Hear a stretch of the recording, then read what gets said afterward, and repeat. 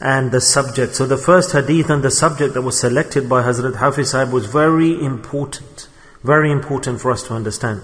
And he stated in his Fadail, in the first hadith that he has mentioned, that Allah Ta'ala's dhikr, Shaytan runs from Allah Ta'ala's dhikr, and his strength diminishes when he sees the dhikr of Allah. Shaytan. So Shaytan, he runs from the dhikr of Allah, and his strength diminishes, reduces. So this is the hadith and the point that he mentioned first and foremost in his book, the virtue of dhikr. The Shaytan runs away and his strength diminishes, reduces. This is such a big, important point that has been mentioned in this kitab, in this hadith, that all of the deen, the whole of the deen is protected and preserved through this hadith. And then we have pride. He makes us do ibadah and we have takabbur. Yes, we do ibadah and then we have waswasa in our ears, in our hearts, and we think against Allah and against the deen, against other people.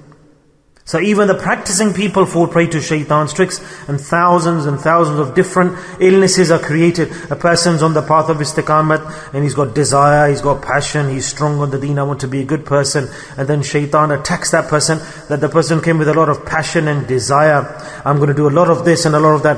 And what's the most dangerous thing at that time? That he takes that person away from istiqamat. Slowly he takes that person to the back of the queue, and he doesn't come back. Because all of the game of Shaytan is to break steadfastness. That if Allah Ta'ala gives somebody tawfiq to become good and pious, then he should be sticking firmly to the path. Allah Ta'ala shows somebody a path. If you run back from that path, then you are lost.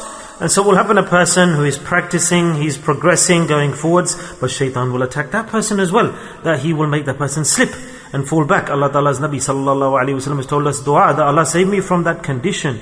Obviously, it's not easy to control somebody, is it? Like Shaytan who's got so much power. But when human being does the dhikr of Allah, man or woman, then the first thing that happens is that Shaytan straight away runs away from that person. He leaves that person.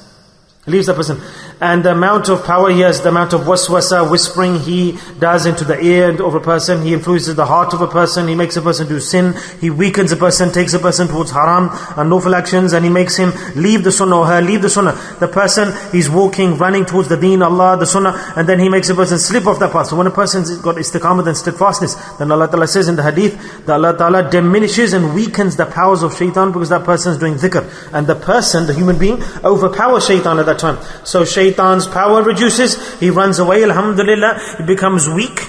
In some hadith it stated that when a person does the dhikr of Allah, then Shaytan starts to melt like the salt in water. He dissolves. Yes, in the hadith it is stated that successful is who? Who is successful? Let's listen to this.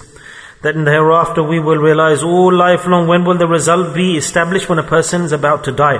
Remember this. Now we don't know that what was included in our ibadah, what was it? When a person's about to die, at that time he will realize that my ibadah, was it pure, impure? What was it? It's obvious. So Allah's Nabi Sallallahu Alaihi Wasallam states that at that time, that same person will be successful. Only that person will be successful and will depart from this world successful, from whose tongue La ilaha illallah Muhammad Rasulullah is coming out of his mouth at the time of death. In other words, the person who is doing dhikr of Allah at the time of death. Allah Ta'ala's dhikr, the person who mentions Allah Ta'ala's name. So this is that point, that alongside Iman, that person will go with Iman who will be doing dhikr of Allah. Why? Because it's dhikr of Allah that protects a person from Shaytan. And when a person's dying, if he continues to do dhikr until death, that's good. But if he doesn't, then the final moment Shaytan will attack in such a strong way at the time of death that he distracts a person from deen. That so many people died without Iman and left this world without Iman. There are many events on this. Many events to prove this.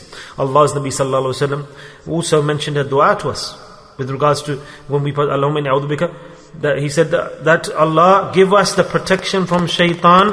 Allah, at the time of maut, at the time of death, at the time when a person's dying, Allah, I request you one thing, Allah, that the wiswasa of Shaytan, save me from the whispering of Shaytan.